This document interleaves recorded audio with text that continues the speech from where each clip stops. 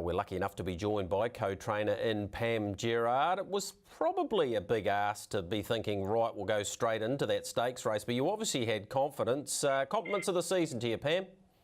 Hey, how are you? And Happy New Year. Yeah, look, taking your filly to take on those horses off the back of that previous win, you knew what you had under the bonnet, but she's actually delivered and done it in great style. Yeah, we've known for a long time she's a very good filly. Earlier on in her career, she had a few little issues, just getting hurt and things like that, and it's been in her favour to have had more time.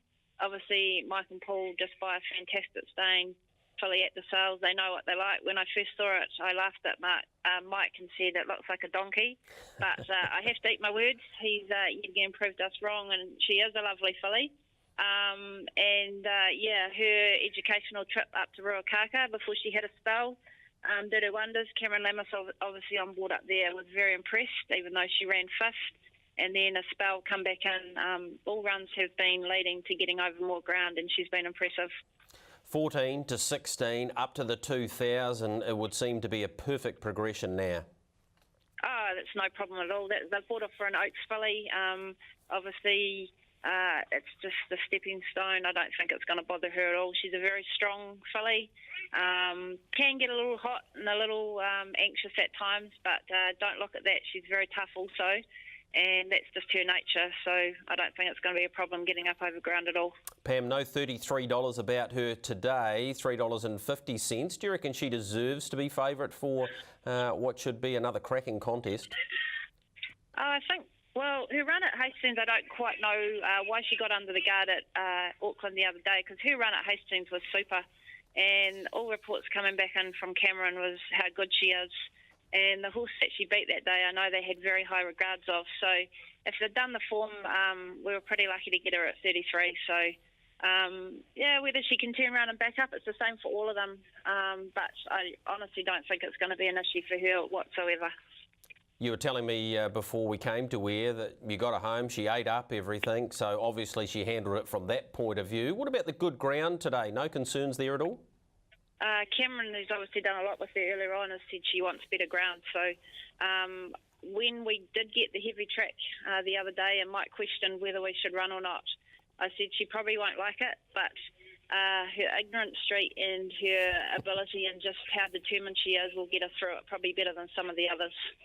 The ignorance and a bit of arrogance about that win last time. I'm sure she'll go another great race for you today. Let's move on to race number 7 in the Rich Hill Mile, where you've got a horse that's moved quite a bit. Even this morning on the rocks, did enough at 3 to suggest that he would be able to take the step the following year. He's $7 and $2.50. First up run, very good. Pam, how does he present for today? Yeah, very happy. I think he's a great lightweight chance. Yeah, no weight on his back. I think he is top class. Whether he's top class, we're not sure. We'll have more of a line after today, but he always goes well at Auckland.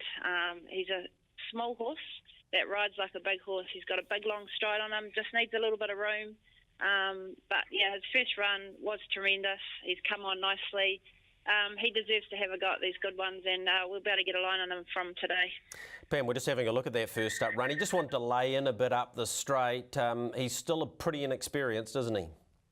Yeah, he just had Patrick on as well. I probably didn't know him.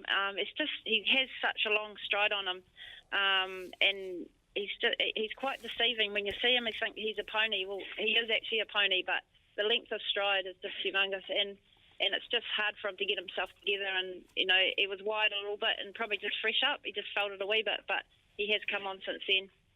Looks a terrific chance in the Rich Hill Mile. We'll have a look at Arrogant. Takes its place in race number 4. Beat Luminous at its previous start, who goes around in one of the features today. So the confidence there from Jamie Richards to put her into the Royal Stakes, that should give you some confidence too. I think Luminous is a good filly, and the runs have been great as well, but he is a very good horse. Obviously just didn't get things go his way earlier on. He had drawn wide. We couldn't get the right trips. Things just went haywire, but with Cameron jumping back on last start, he just knew he had to get the job done. So He came in afterwards. He said, I didn't really want to lead, but he said this horse should have been winning a long time ago. And he said, I just wanted to get the job done. So he was very keen to stick with him and more than happy to have him on. I don't think he's been beaten on this horse yet at the trials or at the races. So he's pretty confident. He was very keen to stay with him. You've got a very good team in today, you and Mike Moroney. Let's have a summary of those for you. Livy Lass, definite chance in the first, even at $14. She's a Goddess at $4. Hundreds pretty long in the Eclipse with Powers That Be. Arrogant $9.50, $3.50 about Pin Me Down. Iridessa also long at $71, and we've just talked about On the Rocks. Pam, I'm going to put you on the spot here. Best of the team today, please, for the Punters Lounge. Best of the day for me would be She's a Goddess.